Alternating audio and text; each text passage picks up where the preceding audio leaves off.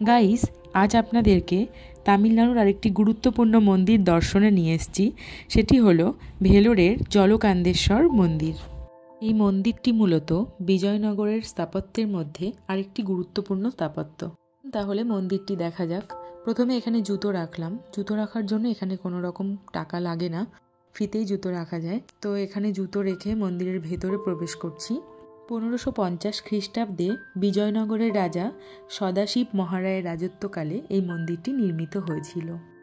এই মন্দিরের গর্ভগৃহটি যেখানে অবস্থিত সেখানে পিঁপড়ার পাহাড় ছিল এবং সেই পিঁপড়ার পাহাড়টি বেষ্টিত ছিল বৃষ্টির জল দ্বারা।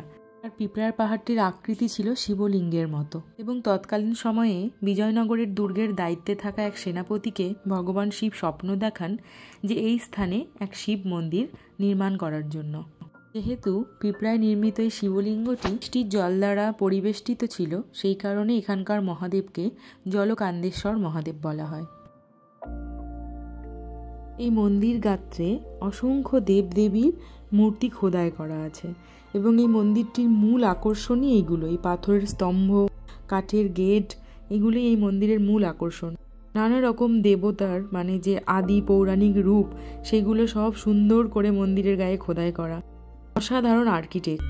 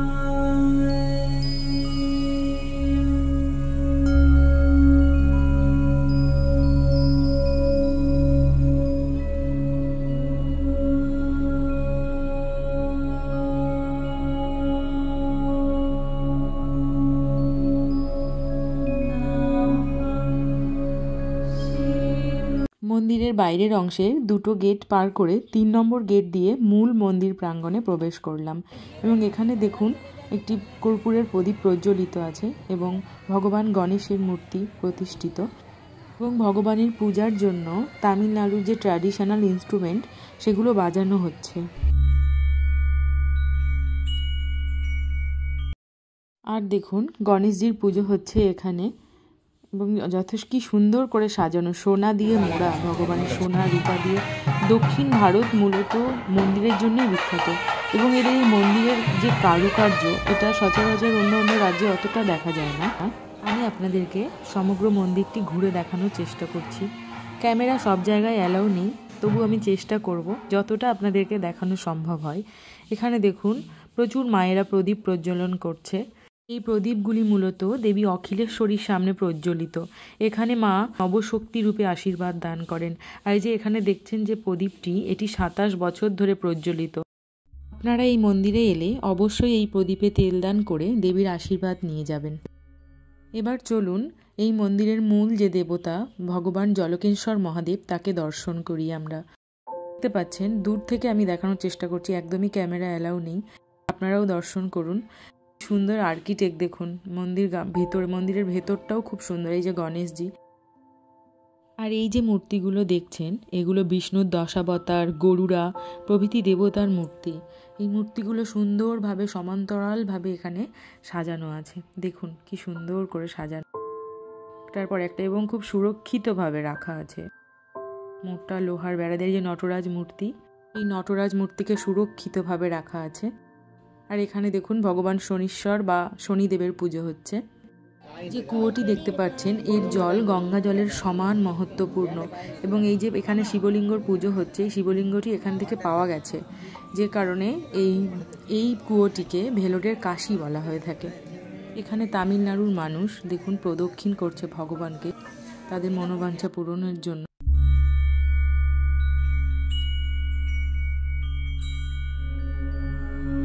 মণ্ডপের নিচে একটি প্রদীপ প্রজ্বলিত করা আছে। এই প্রদীপ থেকে আমরা তাপ নিলাম মাথায়।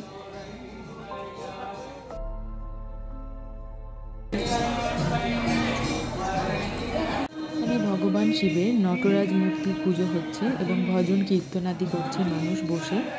তামিলনাড়ুর এই দিব্যস্থলটিতেই আপনারা ব্রহ্মা বিষ্ণু শিব এই যে 3 আদি দেবতা এবং দেবী লক্ষ্মী, পার্বতী, সরস্বতী এই আদি ত্রিদেবীর দর্শন পাবেন এখানে। দেখুন অবতারের যে ছবিগুলি করে সেই মূর্তিগুলি কোষ্ঠী পাথরের মূর্তি করে সাজানো আছে, প্রত্যেকটা ভগবানের পায়ের কাছে ফুল দেওয়া।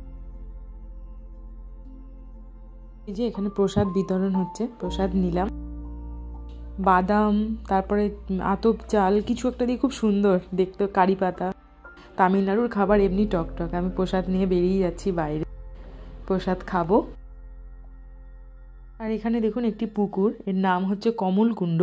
হয়তো একসময় পদ্মফুল চাষ হতো তাই এরকম নাম। যাই হোক, এখন সুন্দর মাছ খেলা করছে, দেখতে বেশ ভালো লাগছে এবং অনেকে খাবার ছেটাচ্ছে, তাতে মাছগুলো আরও বুদবুদ কাটছে।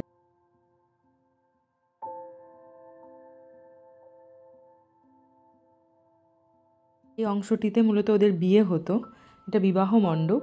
এই বিবাহ মণ্ডপের যে পিলারগুলো, সেই পিলারগুলো নানা রকম স্ট্যাচু করা, হাতি, ঘোড়া মূর্তি, ভগবানের মূর্তি, ঢোল বাদ্যরত মানুষের মূর্তি, সব পাথর কেটে কেটে। সুন্দর আর্কিটেক্ট। এই আর্কিটেক্ট নাকি টিপু সুলতান চুরি করতে চেয়েছিল, ধরাও পড়ে গেছিল, পারেনি শেষমেশ। মন্দিরের বাইরের অংশটি দেখুন, খুব সুরক্ষিত প্রাচীর দিয়ে ঘেরা এবং এখানে সুন্দর সবুজ ঘাসের মাঠ টাইপের করা। এখানে মানুষ বসে বিশ্রাম নিতে পারে, খুব সুন্দর। এখানে আলাদাই শান্তি লাগবে। এমনি ভগবানের দিব্যস্থানে গেলে মানুষের খুবই ভালো লাগে।